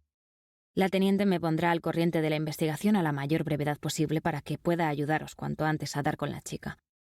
Y ahora, descansad, por favor. Los guardias se levantaron como resortes, se cuadraron con diligencia y exclamaron casi al unísono. «¡A sus órdenes, mi capitán!». Alma todavía podía sentir sus miradas persiguiéndola, mientras caminaba detrás de su hermana en dirección al despacho de ésta. «¿Le apetece un café, mi capitán?», preguntó Paula con un retintín que incluso sus hombres debieron de percibir. «Un solo, si puede ser». «¿Vizcaíno?». Se giró hacia un cabo que estaba cerca de una mesita vieja y destartalada, presidida por una cafetera de cápsulas. «Ya has oído a tu capitán». «A sus órdenes, mi teniente», respondió el tal vizcaíno, cuya gran nariz y ojos achinados le resultaron sorprendentemente familiares a la capitán Ortega. Le sucedía siempre que pisaba Almansa. Rostros conocidos, pero difícilmente ubicables por cada una de sus calles y en cada uno de sus comercios. Las 4 paredes del despacho de Paula respiraban el mismo aire vetusto y destartalado que el resto del puesto. Mientras esperaba a su hermana, rodeó el escritorio que presidía la estancia, hojeando los numerosos diplomas que adornaban el gotelé. Antes de que pudiera leer el primero de ellos, Paula abrió la puerta del despacho. «¿Sacarina, mi capitán?». «Lo tomo solo». Después de dejar el vaso humeante sobre la vieja mesa color roble, Paula señaló una silla de madera, gesto universal de invitación a sentarse. Después sacó una carpeta azul tejano de su cajón y, sin demasiado cuidado, la puso sobre el escritorio. Al ver cómo su hermana, que no se había quitado la chupa todavía, trataba de entrar en calor sujetando el vaso con ambas manos, alcanzó un mando a distancia que descansaba en una de las lejas del despacho. A juzgar por el quejido que emitió el aparato de aire acondicionado, era solamente un poco más moderno que aquel edificio. «Veo que tiene frío». «Corta el rollo, Paula». «No comprendo, mi capitán». «Que dejes de tratarme de usted. ¿Vas a ir diciéndome cuándo debo llamarte de una manera o de otra?». «Pues me gustaría no tener que hacerlo». Dio un primer trago a su café. «Mira, sé que no estás en una posición sencilla, pero la mía tampoco lo es. Intenté convencer al coronel de que le asignase el caso a otro. Vamos, tú mejor que nadie sabes lo mucho que me gusta venir al pueblo». La teniente se pasó poco a poco la palma de la mano por la cara mientras luchaba por no mirar a su superior a los ojos. Finalmente lo hizo, para asentir. Aunque dudaba de la duración de aquella tregua, la menor agradeció el titánico esfuerzo. ¿Te preparo un escritorio aquí o prefieres que te busque un despacho? Con una mesa y un enchufe para cargar el portátil será suficiente. Arrugada sobre sí misma, Alma miraba el aparato del aire acondicionado. No estaría soltando frío. Llevas demasiado tiempo fuera. En Madrid también hace frío, pero no tanto. Algo bueno tiene que tener esa boina de mierda que tapa el cielo. Con esa chupa te vas a quedar como una llave ahí fuera. Además dicen que va a nevar. Cuando llegue a casa veré si tengo algo en el armario. Paula abrió la carpeta sobre la mesa. Se parecían en más cosas de las que les hubiese gustado admitir.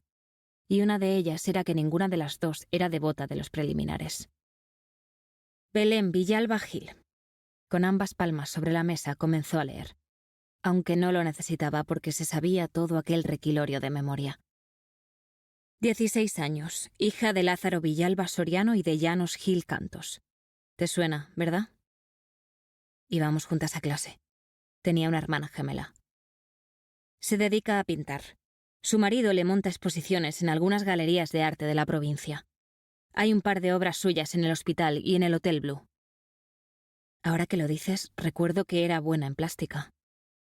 Cuando toda tu vida has sido una mantenida, o te vuelves artista o montas una asociación vecinal para rescatar gatitos. ¿Y qué hay del marido? Según he escuchado, su empresa ha crecido mucho en los últimos años. Sí, tras la muerte de su padre en 2003, Lázaro y su hermano mayor, Arturo, heredaron el negocio. Por lo visto, su padre, Francisco José Villalba, nunca quiso abrir la compañía al mundo. Todo lo que fuese enviar un par de zapatos más allá de los Pirineos le parecía una locura. Siempre desoyó los consejos de sus hijos en ese sentido. A su muerte, Arturo y Lázaro tuvieron por fin vía libre para expandirse. Calzados Villalba. Casi susurró Alma. Villa Shush, la corrigió Paula, con una sonrisa. Cambiaron incluso el nombre. Supongo que para adaptarlo a los nuevos tiempos. Facturan más en un año con lo que le venden a Estados Unidos y a Japón que las siguientes 4 fábricas más importantes del sector juntas. Se podría decir que gracias a ellos Almansa sigue siendo una de las principales potencias del país en ese ámbito. No sé si te lo conté, pero Rafa trabaja allí desde hace 4 años. En realidad, Alma ni se acordaba de que Rafael, su cuñado, trabajaba en la industria del zapato. Sí, me lo dijiste. Mintió. O a lo mejor fue la mamá. El caso es que la desaparición de la cría los ha dejado hechos polvo, lógicamente.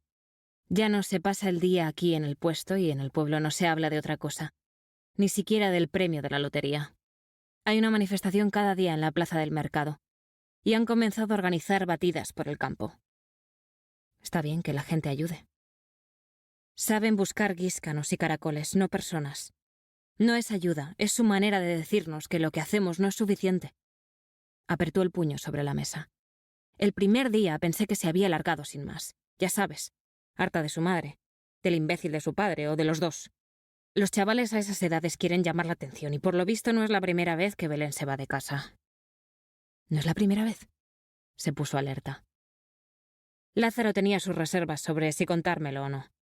Ya sabes lo importantes que son las apariencias para la gente que maneja dinero. Fue el año pasado al terminar el curso, pero aquella vez les llamaba cada día o cada 2 días para que no se preocupasen. Paula golpeó en la madera con las yemas de los dedos de una en una, desde la del meñique a la del índice. No te voy a mentir. No le di mucha importancia a la desaparición el primer día, pero sí el segundo. Pusimos la casa patas arriba buscando algo, lo que fuese. Hablamos con la mayoría de sus amigos y compañeros del instituto, pero nadie tiene ni la más remota idea de dónde coño puede haberse metido. ¿Habéis encontrado algo?, preguntó de pronto Alma. ¿Cómo? En el campo, digo. Llevas las botas y los pantalones llenos de barro y tierra. Y por la manera en la que hablas pareces muy segura de que nadie exigirá un rescate. Paula trató por todos los medios de no mostrarse impresionada ante la asombrosa capacidad deductiva que esgrimía su hermana menor. Por su parte, la capitán sorbió con calma mientras dejaba que ese silencio, más espeso que aquel café, anidase sobre el frío despacho. Esta mañana ha aparecido una zapatilla en el coto del pinar del boticario. Si Alma tenía serios problemas para situar calles dentro del propio pueblo, hacerlo con parajes a las afueras era misión imposible. Y así debió de leerlo Paula en su rostro. Es un pequeño coto de caza que hay de camino a la antigua labor del boticario, cerca de la frontera con Yecla.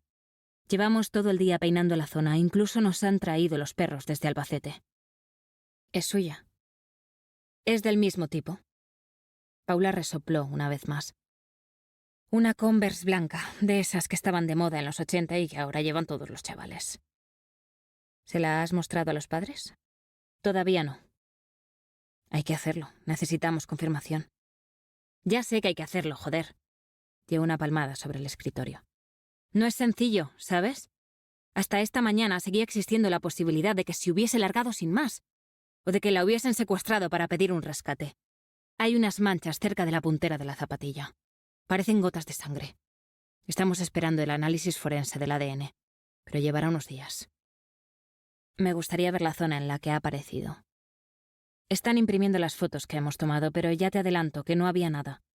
Ni otros restos, ni signos de violencia, ni una huella que coincidiese con la zapatilla. Las únicas pisadas eran las de los cazadores que la han encontrado. Un hombre muy mayor y su nieto. El chaval vio algo a lo lejos entre los pinos, cerca del camino. Recordaba la descripción de la ropa de la chica que dimos a los medios de comunicación y nos llamó inmediatamente. ¿Ha llovido? ¿Cómo? El barro de tus botas. La lluvia podría haber borrado posibles huellas.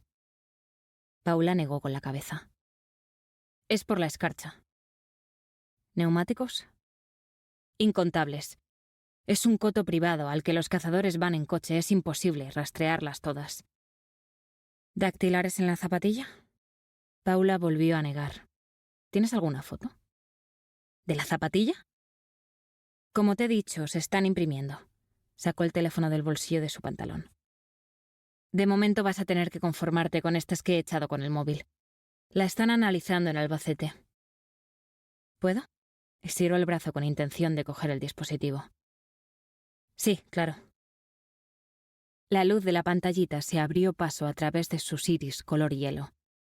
La destartalada zapatilla blanca mostraba unas gotas negras en la zona de tela cercana a la puntera de plástico. La lengüeta quedaba proyectada hacia adelante, y desde la suela hasta la caña estaba salpicada por manchas de un polvo grisáceo, quizá arena. Le llamó la atención que la tierra sobre la que reposaba era de un marrón intenso, mucho más húmeda, como la de las botas de su hermana. Sin pedirle permiso a Paula, deslizó el dedo para moverse entre las fotos y así poder corroborar sus sospechas. No pisó ese suelo. Alma amplió la imagen de la zapatilla y volvió a sumergir sus ojos en aquellas 5 pulgadas. Sin embargo, hay restos de otro tipo de arena, más blanca. Paula no pudo ocultar su sorpresa ni la admiración que se mezcló traicioneramente con esta. Su hermana tenía un ojo muy entrenado si echando un simple vistazo a una foto sacada con un teléfono, había sido capaz de hacer tal deducción. El forense también ha reparado en ello. Además de analizar las manchas de sangre, va a comparar esos restos con otros terrenos de la zona. Es extraño, una zapatilla abandonada tan cerca de un camino en un coto de caza relativamente frecuentado. Arriesgarse a dejar huellas de los neumáticos. Es como si quisieran que la encontrásemos. Con ese plural, Alma se incluyó por primera vez en el equipo. ¿Qué tal es la chica? La hija perfecta, y no porque lo digan sus padres, lo dice todo el mundo. Sensible, inteligente, creativa, guapa. Lo tiene todo. ¿También enemigos? Todo el mundo la adora. ¿Algún novio o ex?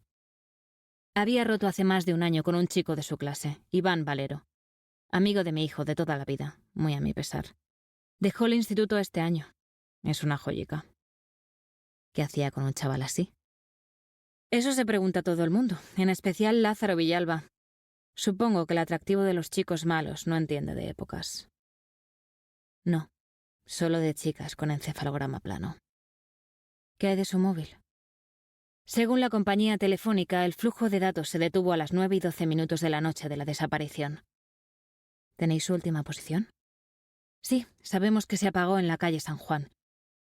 Cumpliendo con el decálogo de la buena extranjera, Alma puso cara de no saber dónde diablos estaba esa calle. Enfrente del polideportivo es la calle que rodea el castillo. Además, en el dossier, señaló la carpeta, hay una copia impresa de todas sus conversaciones de WhatsApp de los últimos 2 meses. ¿Algo interesante? Me las he leído un par de veces desde que nos llegaron hace 2 días. Sobre todo hablaba con su madre y con algunas compañeras de clase. Mucho meme y mucha conversación intrascendente. ¿En esa carpeta tan fina hay 2 meses de conversaciones? Ya, lo sé. Es extraño que una chica de 16 años no viva enganchada al WhatsApp, pero, por lo que nos han contado sus padres y sus compañeros de clase, ella es así. No es la típica adolescente cosida a un móvil. ¿Y qué hay de las llamadas? También están ahí. He escrito el nombre de cada persona al lado de su número para ver cuáles se repetían más. Muchas llamadas a su madre a la hora en que salía del conservatorio para que bajase a recogerla en coche. A la fábrica de su padre, a su tía Berna, la gemela de Llanos, que vive en Barcelona y con la que se lleva muy bien. Esas eran quizá las más largas. Nada raro. En las llamadas recibidas más de lo mismo. Su madre, su padre, su tía. De todos modos, échale un ojo a todo en cuanto tengas ocasión. Alma asentía mientras pasaba los folios con interés. También está esto. Paula le pidió a su hermana que le pasase los folios un momento. No tardó en encontrar el que buscaba y en sacarlo del taco como si se tratase de una carta en un truco de magia. Como sabrás, hoy en día todas las fotos se almacenan en la nube. Contactamos con Google y nos enviaron una copia de todas las que ha hecho Belén durante los últimos 2 años. No fue fácil convencerlos, hizo falta una orden judicial y mucha paciencia. Obviamente no las hemos impreso todas, pero las tenemos descargadas en un disco duro. Puedes echarles un vistazo cuando tengas tiempo. Paula por fin le extendió el folio a su hermana. Esta creí conveniente imprimirla. La foto era un selfie de Belén Villalba, sonriente. A Alma le sonaba el lugar en el que se había tomado. A los pies del castillo de Almansa, en un rincón de la vieja calle del casco antiguo que lo rodea, muy cerca de la escalinata principal. Sin embargo, no fue eso lo que más le llamó la atención. A su espalda, a solo unos metros de ella, podía verse la figura de un hombre delgado, encorvado, que ocultaba sus ojos con la capucha de su sudadera mientras avanzaba con las manos en los bolsillos. Es la última foto que hizo Belén. Según sus padres, le gustaba tocar la guitarra en ese banco, a los pies del castillo. Lo hacía todos los miércoles por la tarde. ¿Y el tipo que se acerca? Nadie lo ha podido identificar, ni amigos ni familia. Están trabajando en la foto para ver si ampliándola digitalmente pudiésemos averiguar de quién se trata. No entiendo una mierda de tecnología, pero supongo que es posible. Alma miraba el rostro emborronado del hombre de la capucha. Iba a preguntarle a Paula por qué tanto revuelo con un tipo que aparecía de fondo en una foto, pero entonces vio la hora anotada al borde del papel. A las 9:11. 1 minuto antes de que el teléfono se apagara. Y eso no es todo. Ese lugar está al lado de donde se perdió el rastro, dedujo Alma en voz alta mientras sus ojos alternaban entre el hombre con capucha y la sonrisa de Belén Villalba. Y antes de que me preguntes, hemos peinado la maldita calle palmo a palmo, preguntando a todos los vecinos, a los clientes del bar San Juan, al conserje del polideportivo e incluso a los enfermeros y celadores del ambulatorio que hay al otro lado de la calzada. Nadie vio nada que le llamase la atención. ¿Y el móvil? Ni rastro. Quizá lo destrozaron contra la acera. ¿Restos de cristales o de plástico? Paula negó con la cabeza. ¿Estás segura? Sí, Alma, estoy segura, joder. Mandé interrogar a todos los barrenderos que hacen su turno por la zona. Una media sonrisa socarrona escapó al control de Paula, como si incluso en un momento tan delicado encontrase satisfacción en darle en el hocico a su hermana. Ninguno recuerda haber recogido restos de plástico o de cristal, y mucho menos un teléfono. Tampoco recuerdan haber visto al tipo de la sudadera. Pudieron subir a Belén a un coche, pero nadie escuchó gritos ni hay señales de forcejeo. Si se subió a un coche sin pelear es porque debía de conocer a quien la secuestró. Tras el comentario de su hermana, la teniente sintió como un escalofrío le recorría la nuca. Nada de esto tiene sentido. Paula se estrujaba la frente con ambas manos mientras miraba los folios. Raptas a la hija de uno de los tíos más ricos de la provincia y no es para pedirle un rescate. ¿Es posible que no la hayan raptado por ser quien es? ¿Que no supiesen qué niña metían en el maletero? Supongo que no es imposible, aunque sí muy improbable. Por si acaso, deberíamos investigar a todo el que esté pringado, al menos en el pueblo, por violencia de género, abuso de menores, agresiones. El paquete completo. Paula asintió. Echaré un ojo a la base de datos para ver si tengo localizadas todas las manzanas podridas del cesto. Por lo que me dices, el lugar donde ha aparecido la zapatilla está muy cerca de Yecla. Aunque esa población pertenezca a Murcia, no estaría de más preguntarles por sus manzanas podridas también. Y otra cosa más. Que Alma no se atreviese a mirarla a los ojos indicaba a la teniente que lo que iba a sugerir no le gustaría ni lo más mínimo. El forense que se está haciendo cargo de la zapatilla. Habla con él. Necesitamos que compare las muestras de arena con las de la zona del pantano. Paula se llevó las manos a la cara y las arrastró hacia abajo con tanta fuerza que se sorprendió de que los ojos siguiesen en su sitio cuando hubo terminado. ¿Estás de coña? Almansa tiene un pantano enorme. ¿Dónde te desharías tú de un cuerpo? Alma, no me jodas. ¿Qué quieres que haga? ¿Que llame a los GEAS? Estamos buscando a una niña, no un cadáver. Todavía no. Negó con evidente nerviosismo. No hay nada que indique que haya que preocuparse por el puñetero pantano. ¿Qué te dice tu instinto? La voz de Lucas. Todavía la recordaba. Qué alivio. Han pasado ya 10 días desde su desaparición. Sé que te da miedo, pero tenemos que ponernos en lo peor. De momento solo estoy teorizando, pero métele prisa con lo de la zapatilla. Si por un casual la chica está en el agua y tiene algún resto de ADN de su secuestrador, se estará deteriorando cada día que pasa. A Paula le helaba la sangre la tranquilidad con la que su hermana menor hablaba de aquella posibilidad. El sonido de unos nudillos en la vieja puerta del despacho de la teniente Villaescusa la sacó de su ensimismamiento. «¡Estoy reunida!», vociferó. «Lo sé, mi teniente, pero los padres de la chica están aquí. Han preguntado por usted». «Ya los estaba echando de menos», masculló conteniendo la rabia. Se acercó a la puerta y la entreabrió lo justo para entregar su mensaje, sin dejar un resquicio para la réplica. «Diles que estoy reunida, Romero. Que me den 5 minutos». Después se volvió hacia su hermana. Alma conocía bien esa mirada. «¿Prefieres que te deje a solas con ellos?» Paula asintió. «Está bien, pero tienes que informarlos de que la UCO lleva el caso». Ya lo sé, joder, pero preferiría preparar el terreno. Seguramente Paula tuviese razón. Presentarse ante los padres de la chica sin haberse leído siquiera todo el expediente del caso no era la mejor forma de comenzar. Voy a hacer una copia del dossier y a tomarme un café. ¿Otro? ¿Cuántos llevas hoy? No los suficientes. Tú misma, suspiró. Hay un bar cerca, nada más salir. A mano izquierda, ¿no? Paula asintió orgullosa. Cítalos para mañana a primera hora. Alma giró el pomo. No les hables de la zapatilla todavía. No sé cómo se tomará eso Lázaro. No está acostumbrado a esperar. Para todo hay una primera vez, sentenció dispuesta a cruzar el umbral. Invéntate algo o diles que al final la UCO empieza mañana. Además, me gustaría verlos en su domicilio, no aquí. Está bien. Oye, hoy cenamos en casa, ¿no? Una mueca de disgusto le sirvió de respuesta. Es su cumpleaños, Alma, y tendrás que cenar, ¿no? ¿O vas a vivir a base de café? Ya lo sé. Alma se despidió con algo parecido a una sonrisa cómplice. Nos vemos allí. Voy a empaparme bien de todo esto. Alzó la carpeta. Si me necesitas, llámame. Si no, te veo esta noche en casa. Cuando enfilaba el recibidor del puesto de la Guardia Civil, se cruzó con un hombre alto, esbelto y apuesto, de pelo rubio ondulado, apelmazado contra su cráneo con algún tipo de gomina.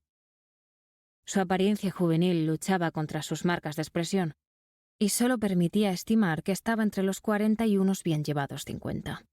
Como no podía esquivarle ni ignorarle por completo, Alma le dedicó una fugaz mueca casi robótica a modo de saludo. Lázaro Villalba no tardó en reconocer aquellas pestañas blancas, pero para cuando lo hizo habían pasado un par de segundos y la capitán ya había encontrado el frío abrazo de la calle.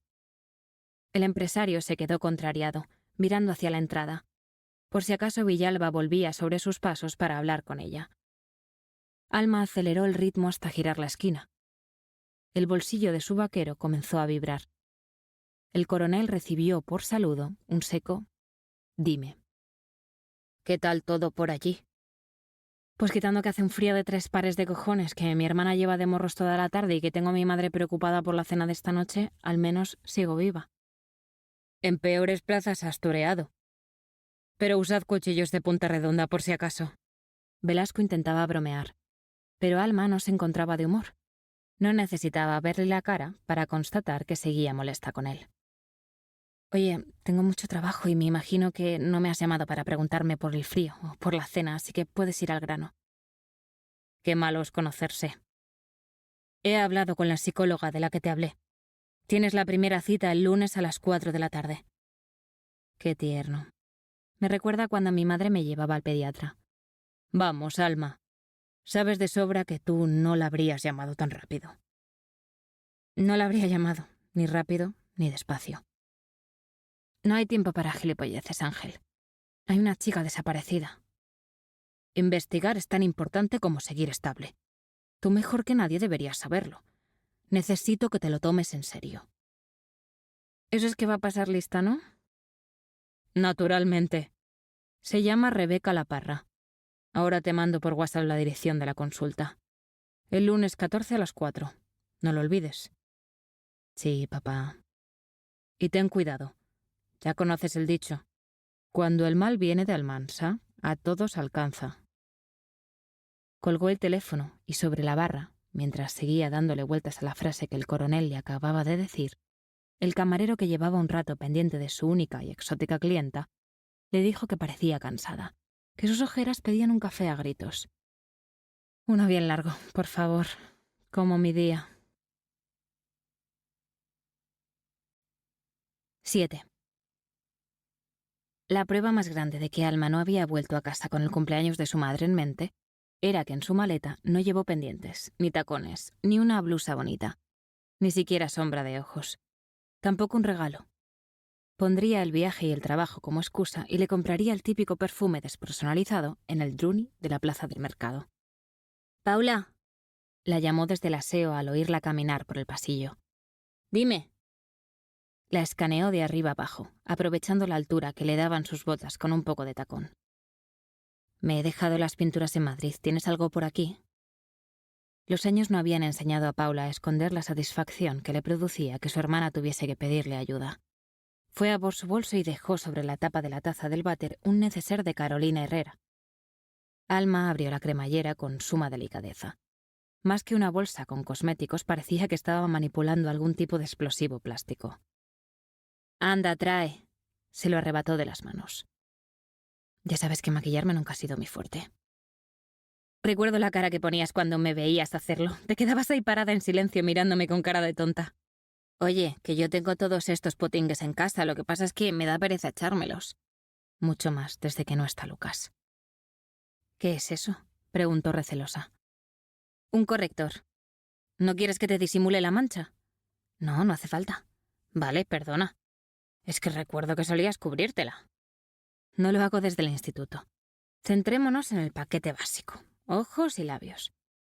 La mayor sonrió y volvió a guardar los tarritos en la bolsa antes de sacar un estuche rectangular de tapa transparente que contenía diferentes tonos de sombra de ojos. «¿Alguna preferencia?» Alma alzó las cejas por respuesta. «Este», resolvió Paula al tiempo que frotaba un pincel fino contra uno de los rectángulos. De un tono celeste. «Pega con tus ojos». Una vez aplicada la sombra sobre los párpados, cogió el lápiz delineador. Apoyó la punta sobre el borde de su párpado sin demasiada delicadeza. Cada pequeño trazo parecía querer arrugar la piel contra el lagrimal. A la salida me he cruzado con el padre de la chica. Creo que me ha reconocido. ¿Te ha comentado algo? Se le veía molesto con que la capitana no se quedase en el puesto para hablar con ellos. Paula usó el borde del envase de rímel para recoger el exceso de producto. Vale, ahora no te muevas. ¿Y ha dicho la capitana? Sí, no sabrá que se dice capitán. No es eso. Sabe mi rango. Se mantuvo inmóvil, obedeciendo a su hermana. El aplicador, deslizándose sobre sus largas pestañas blancas y rubias, le hacía cosquillas. Sabe qué hago aquí. ¿Le ha informado a alguien? ¿Desde el puesto? No, ¿qué va? Pero vete tú a saber, los hermanos Villalba tienen contactos hasta en el infierno. Además, tu rango no es lo único que Lázaro sabía. ¿La zapatilla? Paula asintió. No sé cómo cojones se ha enterado. El dinero abre muchas puertas y descuelga muchos teléfonos. Alma alzó la barbilla para poder rascarse el mentón. Te he dicho que no te muevas. ¿La ha identificado? Cree que es de su hija, sí. Aunque no está seguro del todo. Normal, la mitad de los chavales del pueblo llevan el mismo tipo de zapatillas. ¿Y cuál ha sido su reacción? Pues ¿tú qué crees? Se ha puesto hecho un basilisco y al mismo tiempo se veía en sus ojos que estaba a punto de derrumbarse, no es tonto. Sabe a lo que se enfrenta. ¿No les habrás comentado nada sobre tu teoría del pantano? Pues claro que no. Esos padres están al límite. Por si fuese... Para seguir escuchando este audiolibro gratuitamente, haz clic en el enlace de la descripción del vídeo. Podrás escucharlo sin coste con la prueba de 30 días de Audible.